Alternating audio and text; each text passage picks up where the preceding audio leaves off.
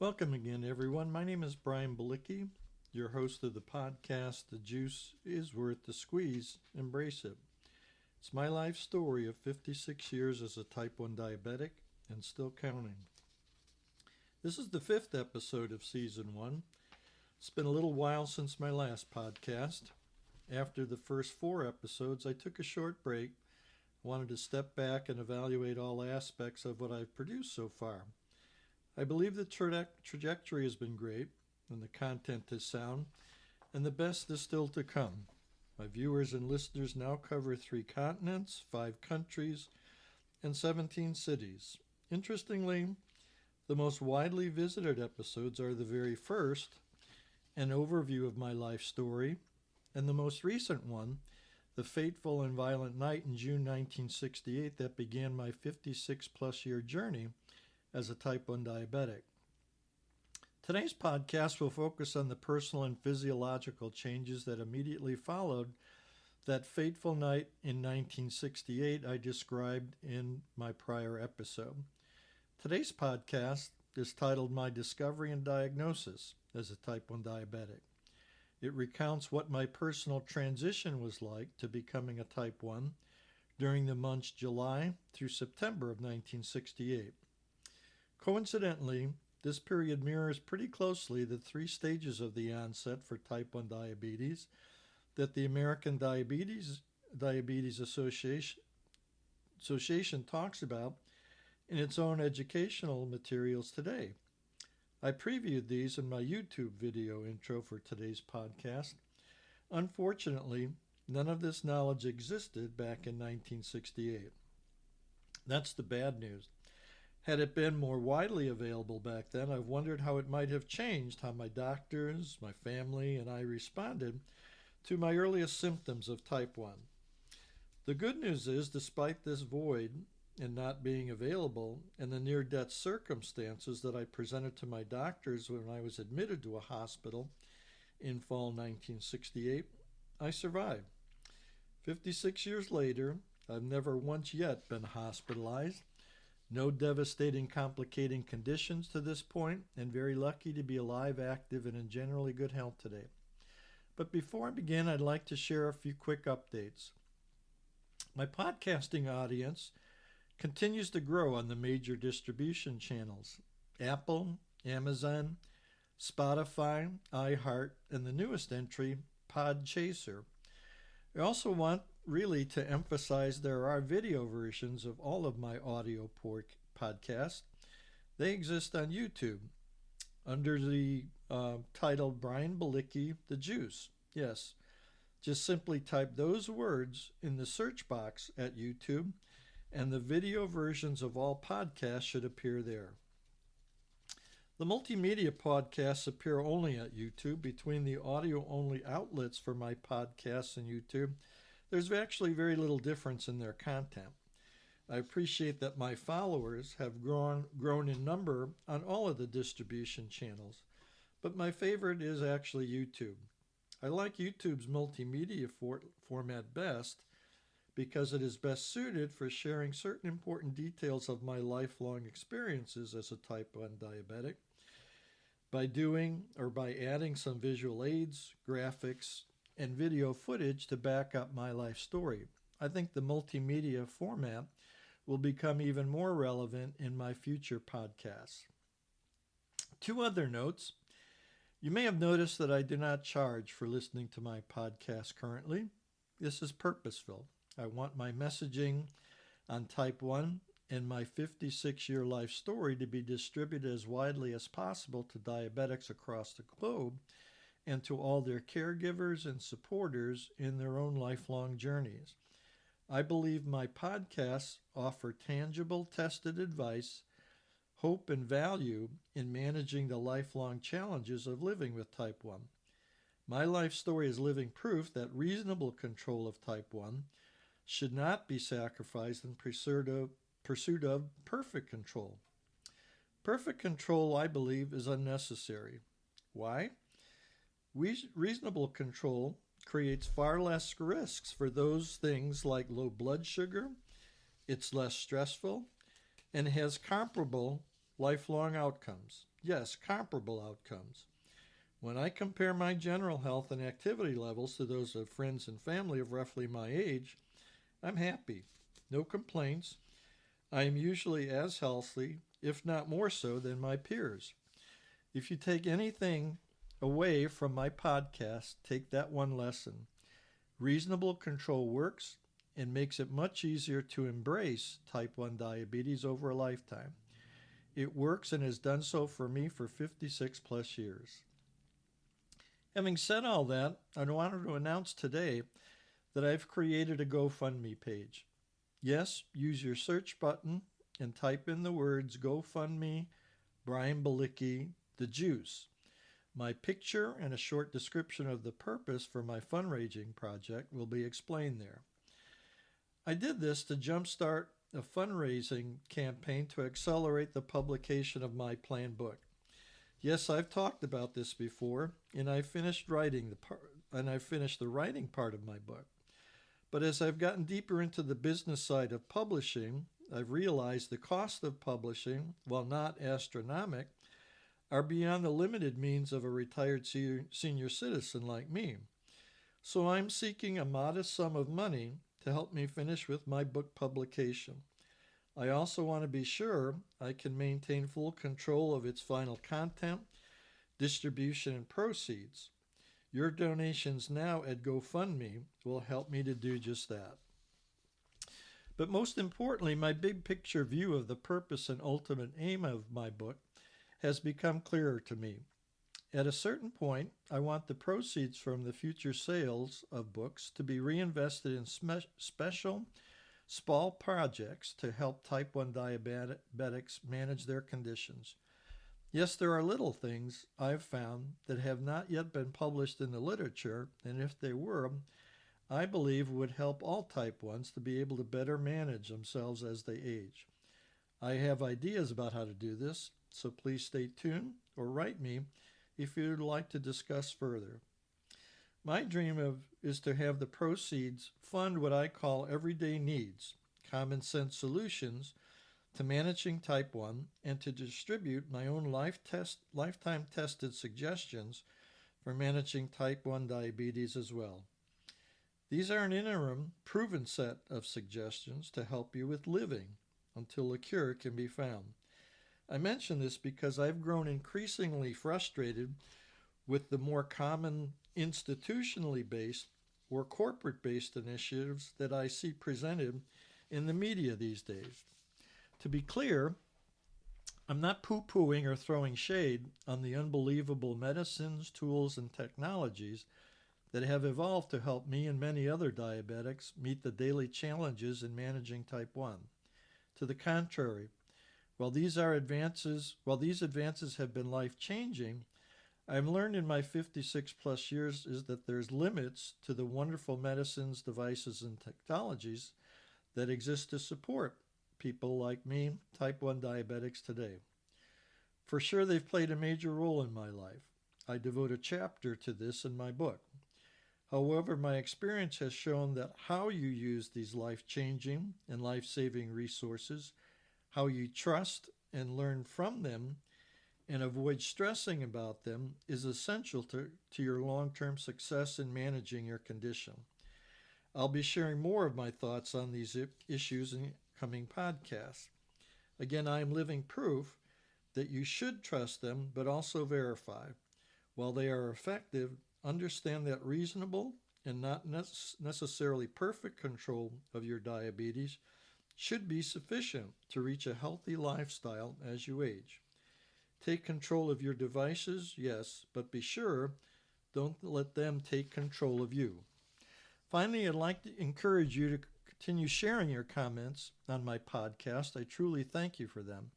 They confirm that my message is getting out to diabetics and the public at large. Remember, after today's podcast, share your comments at fanlist.com/thejuice. Again, that's fanlist.com/thejuice. And out to today's podcast. It begins with the point I made in today's intro if you saw the video version of my YouTube podcast. If you listen to my prior podcast about the history leading up to my diagnosis and the circumstances surrounding my type 1 diagnosis, you may remember that I was not born with type 1, nor did I inherit it, and no one in my family in the 2 generations either prior to or since my initial diagnosis has experienced type 1. This latter fact is important to understand how a suspected, quote, environmental factor may have contributed to my diagnosis. While my siblings and I were exposed to all of the same factors growing up, with one very important exception, none has developed type 1. Considering all of these facts, you may consider me the outlier, the proverbial black sheep, the errant strain or branch on my family tree, if you think about it. So what was that one exception? Very simply, the physical trauma I experienced the evening of June 15, 1968. No one in my family had or has ever been victimized by such an incident. So you might rightfully ask, well, what medical basis can I point to support this claim that this event triggered the onset of my diabetic symptoms? In looking back at that night and recalling the injuries I sustained, it appears to me my internal injuries were more severe than it was possible to diagnose or even treat at that time. The available diagnostic tools of that time were not sophisticated enough to identify real injury of the type I'm referring to. Normal diagnostic tools like imaging studies, things like CT scans and MRI studies, were just beginning to roll out in the healthcare industry, and certainly not at the local community hospital where I was treated right after the incident. They may have helped to screen for suspected trauma to my internal organs if they had been available. It's worth noting also that pancreatic enzyme panel lab tests, the go-to tests these days that measure pancreatic function, were not introduced until years later in the early 1970s. Recently, I was required to have what's called a C-peptide lab test run on me to confirm I was truly a type 1 diabetic. This was interesting, but it was needed to qualify me for a new set of insulin pump supplies. Really? I'm not exaggerating here.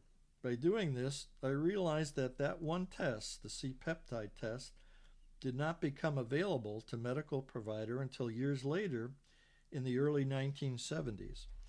This would have been a very definitive test for establishing way back in 1968 if my pancreas was compromised and able to sustain insulin production following the incident.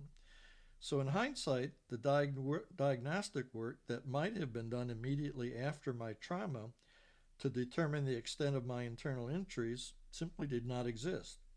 This was even true in the 3 to 4 months afterwards. What I found most interesting in reviewing the research on pancreatic trauma myself is become clear that the trauma is very uncommon. In fact, it occurs in only 4% of all abdominal injuries that appear at hospitals. I don't think there's any question that I did experience abdominal injuries that night.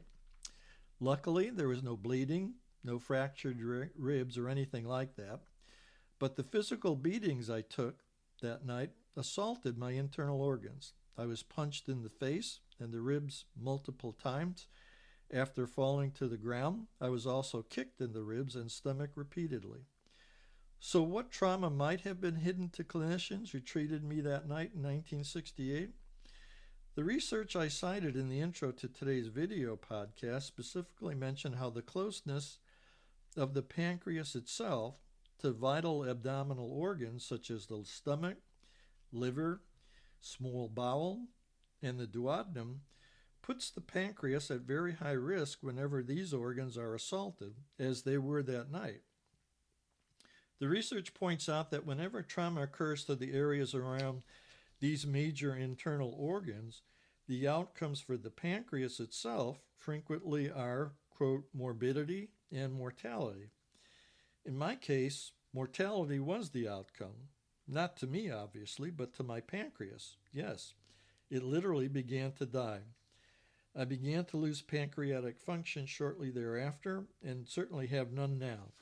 This was the environmental trigger I've mentioned has been mentioned in the literature that I believe set in motion the slow road of metabolic changes that ended in a total shutdown of my pancreas over the ensuing 3 to 4 months in 1968, following my being beaten up.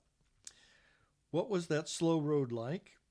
At the end of the intro to my video today, I quoted how the American Diabetes Association describes what that slow process is like over 3 stages. I believe it's true because that is exactly what my life was like in the 3 to 4 months following my trauma. It stated, quote, type 1 diabetes develops over 3 stages. In the first 2 stages, most people don't experience any symptoms. This was more or less true for me in its earlier stages. However, it continues by saying, quote, but they all are eventually revealed and diagnosed in stage 3. This was definitely true for me. They came suddenly, and I was completely unprepared. Personally, there were noticeable changes to my life in the ensuing months following my trauma, not all of which were physical. I talk about some of those in my book. The most obvious, biggest change to me during that period was first the loss of social interactions with my closest friends. Here I mean the evening and weekend varieties we formerly had prior to June 15. Sadly, at that time, our parents and us all feared new and possibly equally more violent confrontations might resume with the local greaser bullies in our neighborhood. News had spread that my family was pursuing legal action with authorities against the family of the perpetrators of the June 15th assault. Being out during evening hours was viewed as risky at best and dangerous at its worst. We feared the bully crowd might take their intimidation tactics to an even more violent level. My friends were fearful for obvious reasons. Unfortunately to me, but understandably from their perspective, they suspected being seen with me or hanging out with me might place them again in even greater harm's way than before with the bully crowd. In writing my book, a conversation I had with one of my close friends, Billy, who was with me the night of that assault, brought to mind this remark. In that conversation, he shared just how serious the threats from local greasers were in our northwest side Chicago neighborhood. Billy shared with me, and I quote here, quote, I was attacked several times by greasers on the streets before and after that night, but I was always able to outrun them, end of quote, jumping fences, hiding in backyard shrubs and bushes. Again, once they cornered me on a local neighborhood porch. This was another incident Billy described. The homeowner of that house just happened by chance to interrupt the ambush that occurred on his front porch. By opening the front door, he flashed a pistol at the attackers. After Billy mentioned that, I've never forgotten that conversation, and it captures some of the tensions that existed in the neighborhood at that time amid all that was going on that summer of 1968 in the country at large. While this was happening, I briefly considered getting ready to try out for my high school JV football team that summer for the fall season, but my former physical vitality began to fade. As this happened and became clearer to me, I didn't think I could maintain the physical energy and stamina to balance both daily football practices with academic studies. I knew this would be a challenge, remembering what it was like the preceding fall when I was on the sophomore football team. After fall high school classes resumed, however, I became aware of small physical changes that were happening, but I tended to dismiss them. Remember, no family members or relatives of mine had ever dealt with the symptoms of type 1 before summer of 1968. Frequent urination, thirst, weight loss, and even overeating to compensate for the late weight loss that I was experiencing became much more common. I mistakenly and largely ignored them, thinking these were part of some normal growth period during adolescence.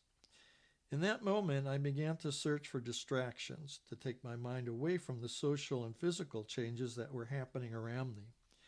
I remember one option was taking a driver's ed class so I could prepare myself to begin driving my dad's car.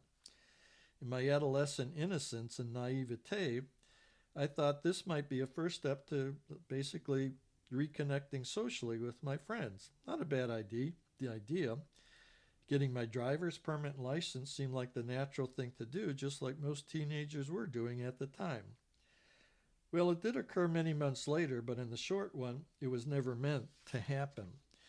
In the final week of a series of nighttime classes in October 1968, I began to feel exceptionally fatigued. My eyesight during class sessions began to dim. Images became more hazy and blurry. Upon returning home one evening, I felt unconscious, comatose, and was taken by ambulance to Illinois Masonic Medical Center. I was admitted to the hospital with a blood sugar of 720. Yes, 720. Just to illustrate how dangerous and how much of an outlier that reading was, if you look at most charts that display a scale of blood sugar readings and how those convert to A1C scores, a reading of 720 blood sugar does not even appear. It is literally off the charts. Even to this day, I get a little scared to think how close I was to knocking on heaven's door that evening at the hospital. My immediate family and grandparents were around me for that evening. I remained unconscious in a coma for 24 hours. There were several ironies of that hospital episode. The most memorable was my physical awareness and feeling coming out of the coma. The morning after that night, I felt comatose, experiencing elevated fever, vomiting, and strong convulsions. Strangely, when I woke up, I never felt as refreshed and clear-headed as I did that morning.